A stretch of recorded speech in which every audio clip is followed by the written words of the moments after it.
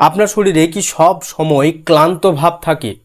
আপনি সারাদিন বিশ্রাম করছেন, রাতে সঠিকভাবে ঘুম নিচ্ছেন, তারপরেও শরীর থেকে ক্লান্ত ভাব যাচ্ছে না।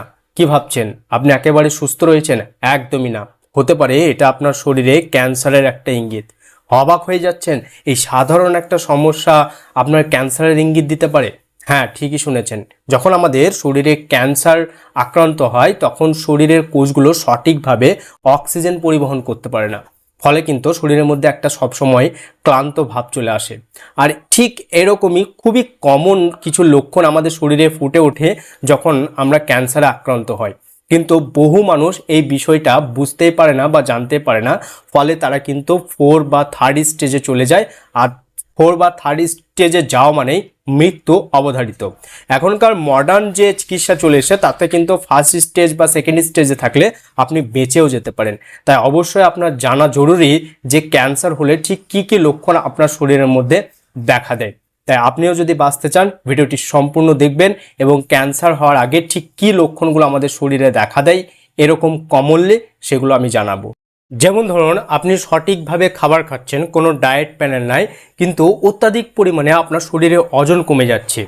এই কয়েকদিনের মধ্যে 5 থেকে 6 কেজি ওজন কমে গেছে, তাহলে কিন্তু এটা একটা ক্যান্সারের লক্ষণ হতে পারে, যেটা কলন ক্যান্সার বা পাকস্থলীর ক্যান্সার।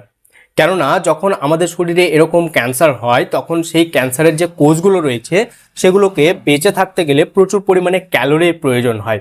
আর সেই ক্যালোরি আপনার দেহ থেকে শোষণ করে, ফলে কিন্তু আপনার দেহ আস্তে আস্তে শুকিয়ে যায়, ধীরে ধীরে শুকিয়ে যায়, ফলে আপনার ওজন অত্যাধিক পরিমাণে কমতে থাকে। কিন্তু শুধু এই পয়েন্টটা নয়, এর পরের পয়েন্টটা কিন্তু আরও বেশি জরুরি। আপনার শরীরে ক্যান্সার হলে কিন্তু খাবার গিলতে গিয়ে অনেক কষ্ট হতে পারে বা হজমের সমস্যা হতে পারে।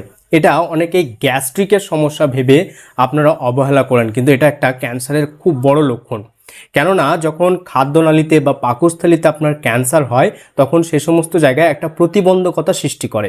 ফলে আপনি যখন খাবার খান সেটা কিন্তু নিচ দিয়ে ভালো করে নামতে পারে না, ফলে কিন্তু বুক জ্বালা করা বা গ্যাস্ট্রিকের সমস্যা বা হজম না হওয়ার সমস্যা, এই সমস্যাটা কিন্তু শরীরের মধ্যে দেখা দেয়।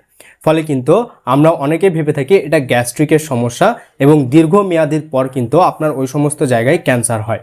তাই এই সমস্যা থাকলে প্রতিনিয়ত গ্যাসের ওষুধ না খেয়ে অবশ্যই আপনি কিন্তু একটা চিকিৎসকের পরামর্শ নিতে পারেন, তাহলে কিন্তু হতে পারে আপনি বেঁচে যেতে পারেন। কিন্তু এর থেকেও পরের পয়েন্টটা আরও বেশি গুরুত্বপূর্ণ, যেটা সব মানুষের শরীরে অবশ্যই ভালোভাবে বোঝা যায় ক্যান্সারের কারণ। যখন দেখবেন আপনার বগলের নিচে বা মেয়েদের ব্রেস্টে বা কুঁচকিতে ফুলে উঠেছে বা গলাতে ফুলে উঠেছে, সেটা কিন্তু একদমই অবহেলা করবেন না। এইটা সব থেকে একটা বড় লক্ষণ হচ্ছে ক্যান্সারের। এটা ব্যথাহীন হতে পারে প্রথম অবস্থায়, মানে কোনো রকম ব্যথা বা যন্ত্রণা থাকবে না, জায়গাটা শুধু ফুলে থাকবে। হ্যাঁ, তাহলে কিন্তু এটা আপনারা কোনো অন্য কিছু ভেবে কিন্তু অবহেলা করবেন না। আর ক্যান্সারের সব থেকে বড় এবং সুস্পষ্ট লক্ষণ এটা। কেননা যখন আমাদের শরীরে ক্যান্সার বাসা বাঁধে তখন কিন্তু আমাদের শরীরে যে ইমিউনিটি সিস্টেম বা রোগ প্রতিরোধ ক্ষমতা সেটা বেড়ে যায়। এর ফলে কিন্তু সেই কোষগুলো একটা গিঁট আকারে আকার ধারণ করে আর সেই সমস্ত জায়গাগুলোকে ফুলে ওঠায়। আর এই লক্ষণটা কিন্তু একদম অবহেলিত লক্ষণ না, এরকম লক্ষণ দেখা দিলে আপনি কিন্তু খুবই সাবধান হয়ে যাবেন।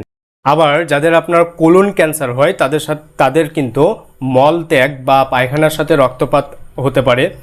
আবার যাদের ফুসফুসিতে ক্যান্সার হয় তাদের কিন্তু আপনার যখন কাশবেন, কাশির সাথে কফ উঠলে কফের সাথে রক্ত দেখা দিতে পারে। আর যে সমস্ত মেয়েদের জরায়ু ক্যান্সার হয় তাদের কিন্তু অত্যাধিক পরিমাণে রক্তপাত হয়। কেননা যখন এই সমস্ত জায়গাগুলো ক্যান্সারে আক্রান্ত হয় তখন ওই সমস্ত জায়গার কোষগুলো বা টিস্যুগুলোকে নষ্ট করে ফেলে, ফলে সেখানে ক্ষত সৃষ্টি হয়। তার ফলে কিন্তু আপনার শরীর থেকে ওই সমস্ত জায়গাগুলো দিয়ে রক্তপাত হতে পারে। তো এই যে 5টি লক্ষণ আপনাকে জানালাম, এই 5টি লক্ষণের মাধ্যমে কিন্তু আপনি ক্যান্সারকে শনাক্ত করতে পারেন ঠিক ক্যান্সার হওয়ার আগে। তো উপরে দেখানো 5টি পয়েন্টের মধ্যে যদি কোনোটা আপনার সঙ্গে মিলে যায় তাহলে কিন্তু আর বেশি দেরি না করে আপনি যে কোনো একটি সার্টিফাইড চিকিৎসকের সাথে পরামর্শ নেবেন। আর এই ভিডিওটি অবশ্যই আপনার বন্ধুদের সাথে শেয়ার করবেন, কেননা হতে পারে তাদের মধ্যে এই লক্ষণগুলো আছে আর আপনার একটি শেয়ারের জন্য তার জীবনটাও বেঁচে যেতে পারে। আর কোনো প্রশ্ন থাকলে আমাদের কমেন্ট সেকশনে জানাতে পারেন। দেখা হচ্ছে নতুন একটা এপিসোডে, ততক্ষণ অবশ্যই সাবধান থাকবেন, সুস্থ থাকবেন। ধন্যবাদ।